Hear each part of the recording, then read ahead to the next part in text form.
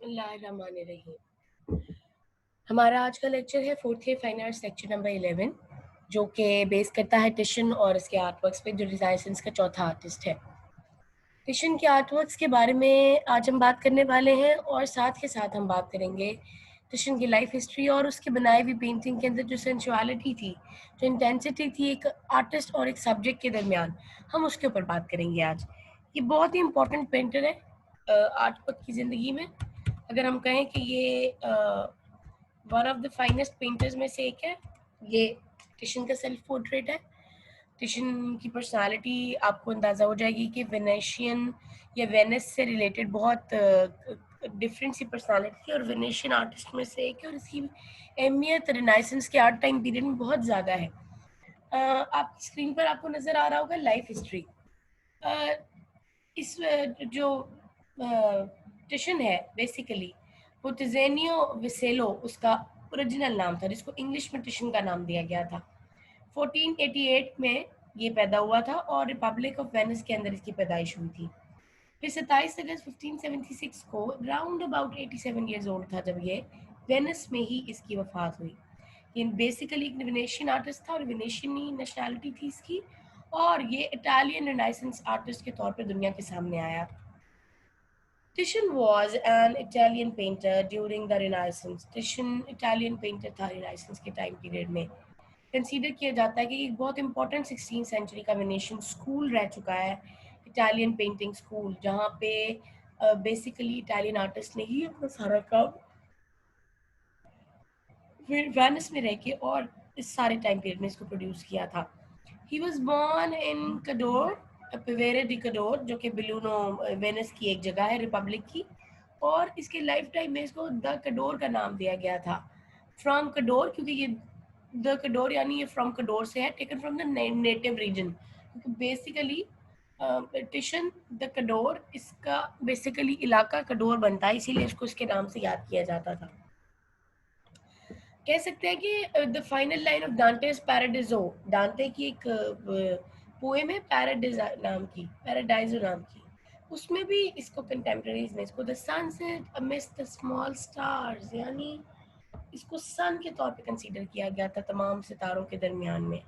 हम कह सकते हैं कि इसका काम शायद ऐसा ही है, इसके काम की सेंचुअलिटी, उसकी इम्पोर्टेंस, उसकी खूबसूरती अपनी मिसाल आप है। वो खूबसूरती सिर्फ ये नहीं है कि उसने किसी चीज़ को बनाया और उसको पेंट कर दिया। बेसिकली एक आर्टिस्ट का अपने सब्जेक्ट के साथ ताल्लुक और उसकी सेंचुअलिटी, उसकी सोच उन पेंटिंग्स के थ्रू वाजे करना जो कि वो पेंट कर रहा है उस सब्जेक्ट की, एक बहुत बड़ी बात है।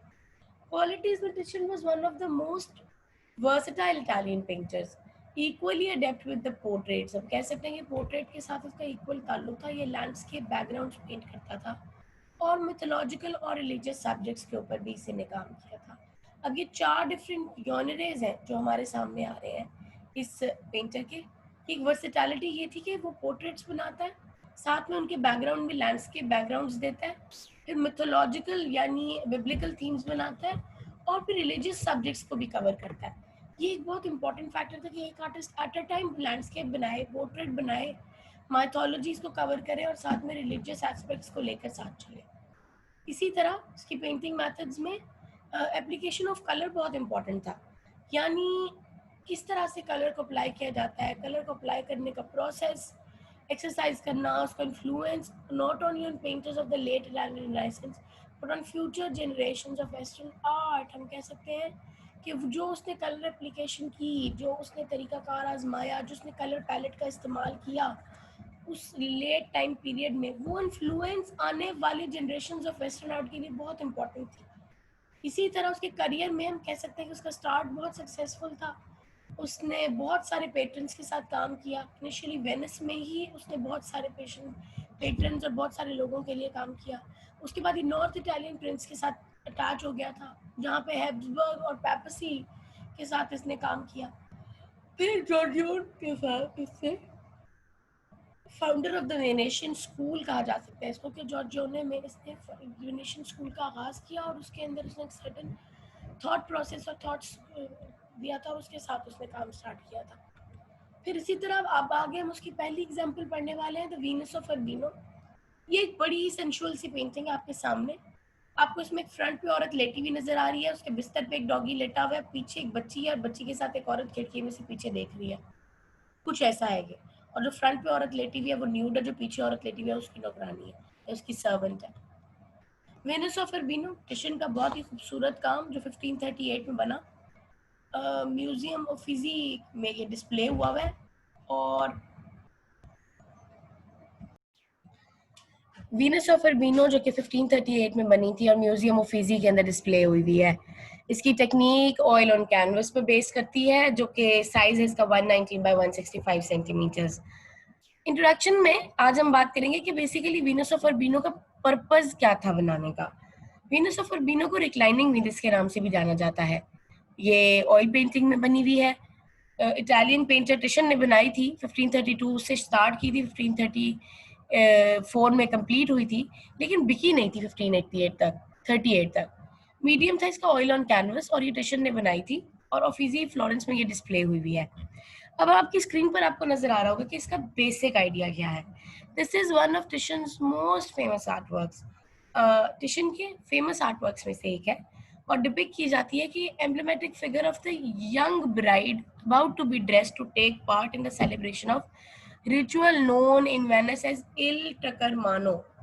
यानी इस औरत को बेसिकली ये यंग लड़की जो कि दुल्हन बनने वाली है, तैयार होने से पहले, दुल्हन बनाने से पहले से, उसकी सेलिब्रेशन से पहले, उसको कपड़े पहनाने से पहले ये उसका एक इमेज लिया गया है जो कि उसका रिचुअल है वेनिस में, इल टकमनो। ये टकमनो होम में होती है क्योंकि घर में शादी की जाती है, घर से बाहर चर्च में जाके शादी नहीं की जाती, जिसमें यंग औरत को से रिक्वेस्ट की जाती है शादी की और वो ग्रूम के हाथ को टच करती है कंसेंट देने के लिए कि हाँ मैं इस शादी में के लिए तैयार हूँ। Titian take this as an inspiration for a seductive Venus.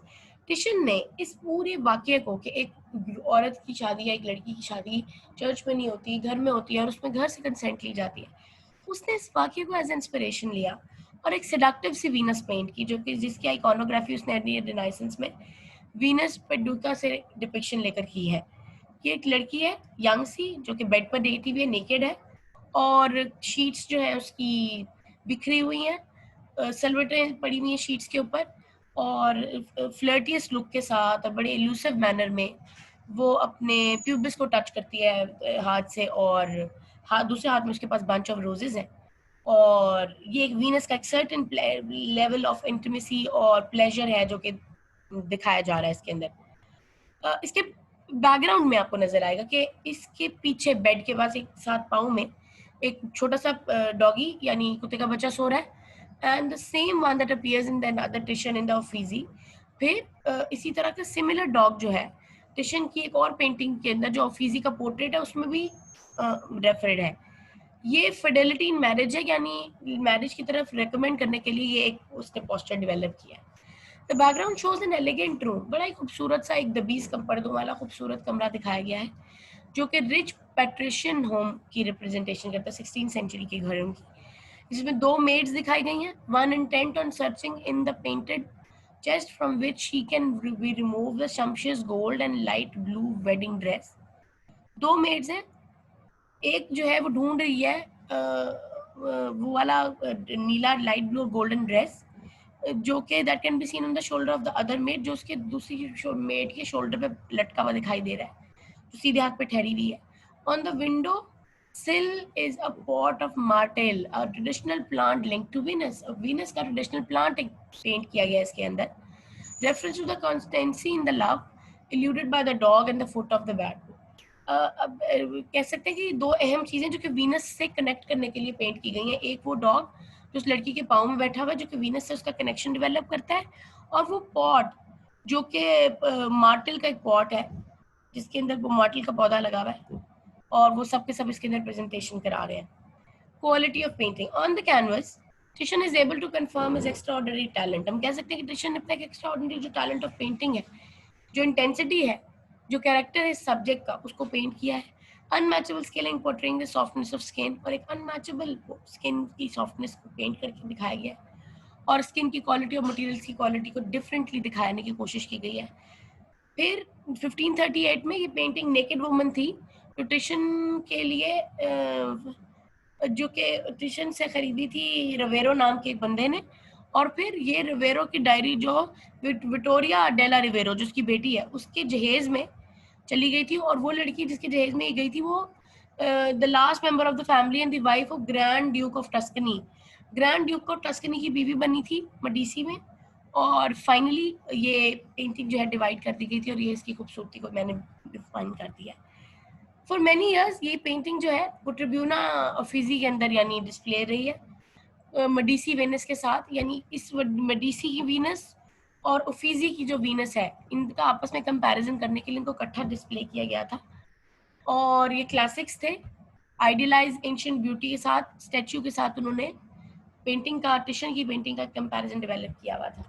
Thank you so much for today. आज के लिए बस इतना ही। अल्लाह ने के बाद।